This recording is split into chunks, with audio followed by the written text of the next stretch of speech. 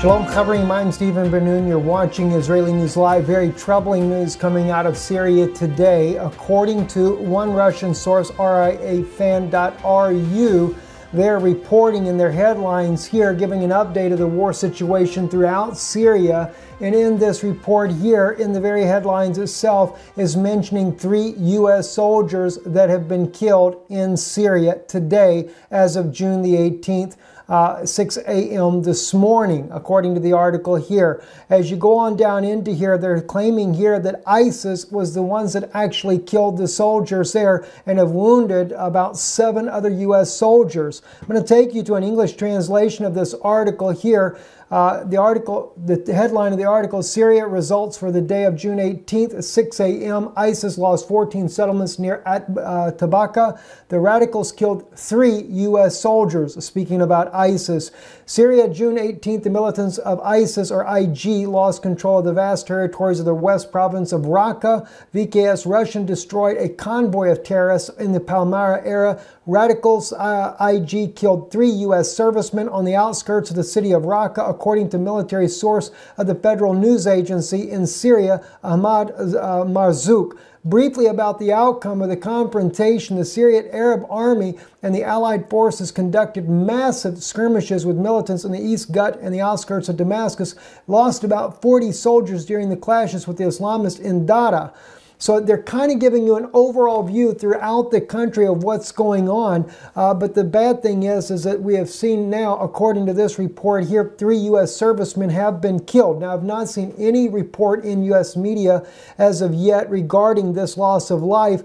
As you move on down into this paragraph here, it says ISIS lost 14 settlements in western part of the province of Raqqa, lost a column of equipment and dozens of fighters as a result of the bombings of the Russian Air Force in east of Palmyra. Now, that's what we were speaking about the other day, 180 supposedly loss of life there, with 2 commanders being killed by the Russian Air Force in the vicinity of Deir ez-Zor in the district cities of Akrabat and Salamiyah. Killed 3 American soldiers and wounded 6 more in Raqqa. It lost over the territories around the summit of Tabarat al-Diba in the east province of Kahama.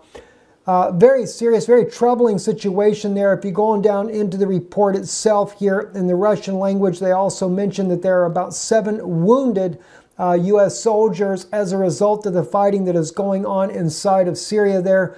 And of course, just kind of taking a quick look at the map right here, we know that according to, you have Al-Raqqa, which is this region right here. This is supposedly somewhere between here and Deir ez-Zor, where the 3 U.S. soldiers have been killed.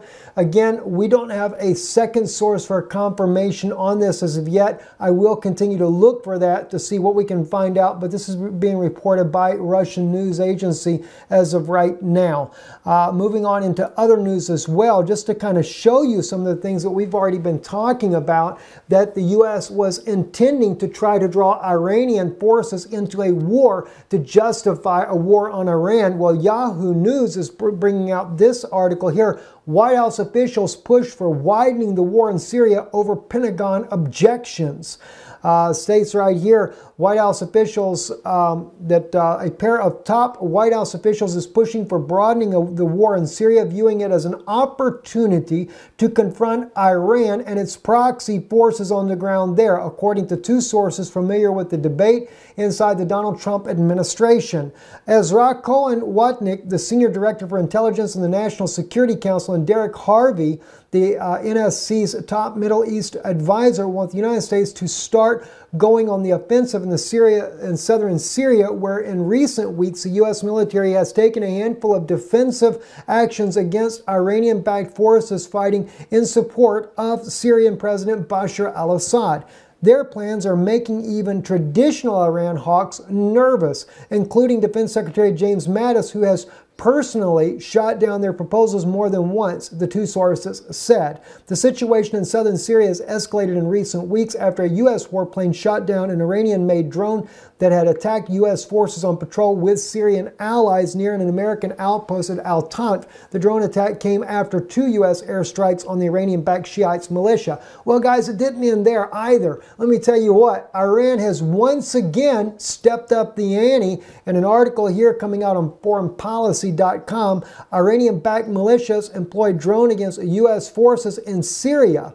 I take that back. That is actually an old article. That is from the June 8th. This is what the article was talking about. There is when the U.S. actually shot down that drone. It was on June the 8th. My apology for that. At any rate, though, it's still, we are looking here, and the article here is June 18th here on the Russian article here that is claiming that 3 U.S. servicemen have been killed inside of Syria in the fighting. And there's different conflicting reports as far as exactly what area this is. It does state in the article that it is around Raqqa. Also, Deir ez-Zor, when it speaks about the wounded, they're not exactly sure which Americans were wounded and where they were wounded at, but they are claiming that 3 U.S. servicemen have been killed inside of Syria along with the fighting. And of course, the fighting, they were killed, according to the report here, by ISIS forces. Very troubling news indeed. And it seems like, as President Putin often says as well, they must join forces together to bring down ISIS. You cannot sit there and expect these terrorists that have been so backed by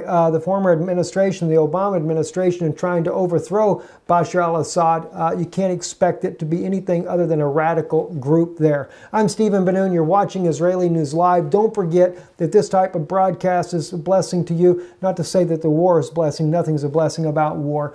But if our work here is a blessing to you, keeping you up to date, we can't do it without your support, and we desperately need your support, especially this time of year. Consider donating. You can do it right here on our channel, just above the subscribe button on Israeli News Live YouTube, or go to our website, israelinewslive.org. I'm Stephen Ben-Nun. You're watching Israeli News Live. Shalom.